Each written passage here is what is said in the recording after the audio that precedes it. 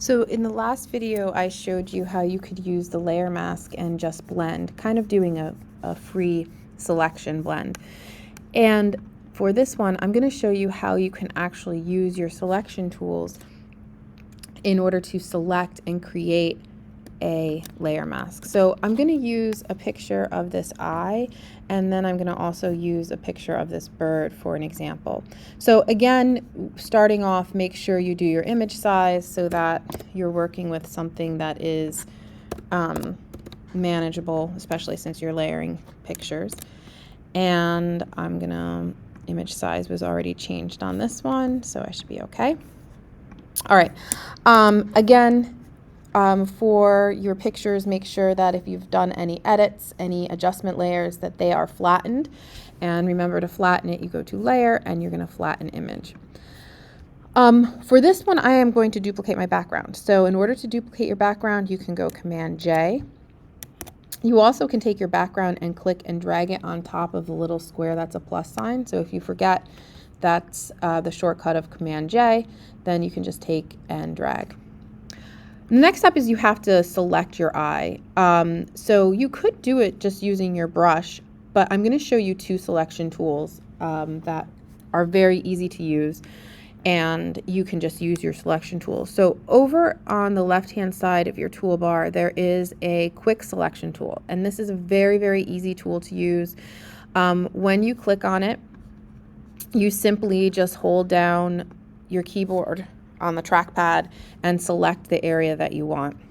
So again, you just click and you drag. You can make your brush bigger or smaller depending on how big your object is, and you do that by using the brackets on your tool brush, or if you take a look up at the top menu bar, when you click on that, your brush size, just like you can change, just like in your when you use your brushes or you use your eraser.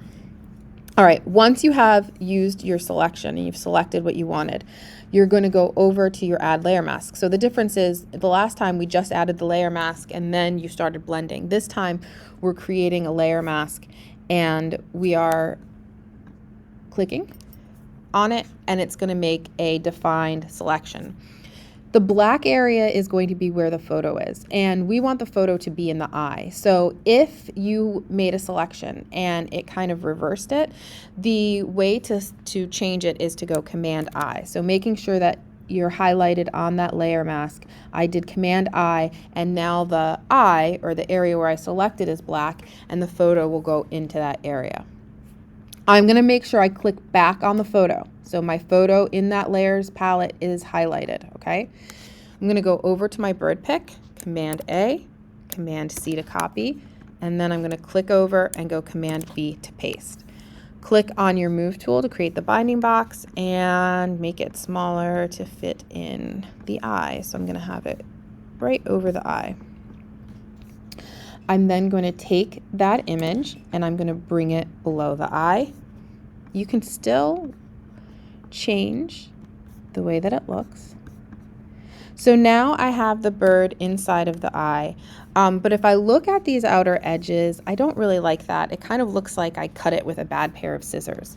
So I'm going to click on my layer mask, and when I give a little double click, I'm going to bring it over to what it says properties. And this is my layer mask properties. I'm going to go to the slider that says feather, and I'm going to feather the edges a little bit, kind of soften them a little bit. And then that helps so that it doesn't look like such a kind of raw selection. I'm going to also go back to my photo, and you could change the blending options as well. Like, you can do two things. And I think it looks good. Instead of just having a solid bird over the eye, I am going to go and I'm going to change the blending option so that you can see the eye through the picture. Maybe move it over a little bit. Okay. And again, however you want to do that, it's completely up to you. You can even change your opacity. If you want, you can click on the layer mask and you can use your eraser And you can refine edges of it. Like if I want to bring out the edges a little bit more, you can do that. Or if you make a mistake, you can swap your white with your black, just like how you did with the previous selection.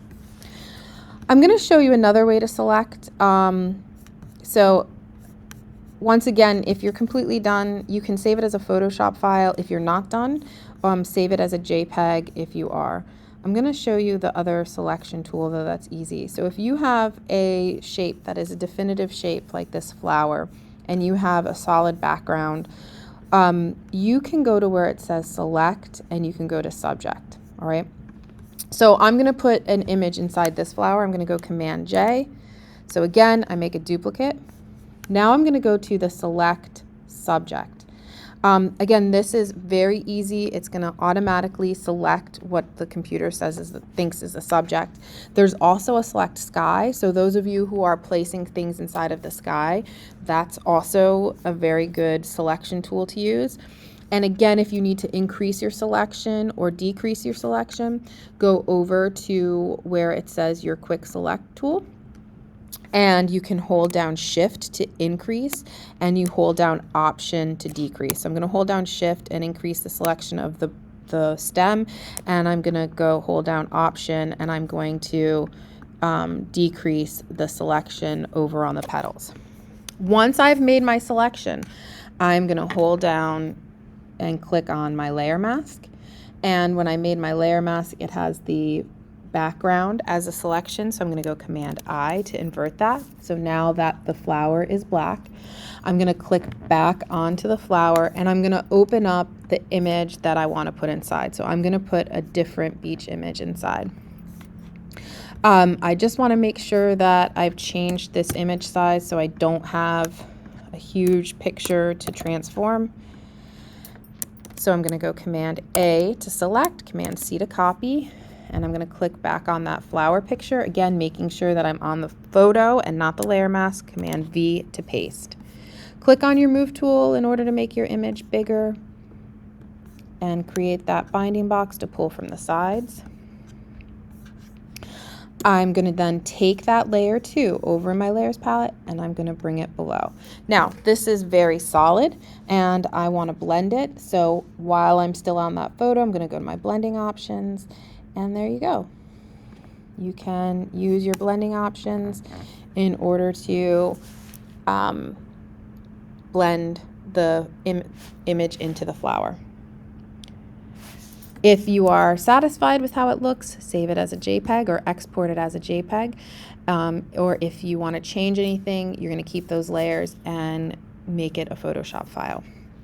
Again, you can click on the layer mask, and you can always use your eraser or your brushes, and you can minimize the selection. So like I can go into the stem and I can delete it, or you can swap white with black and you can increase the selection of the layer mask. It's up to you.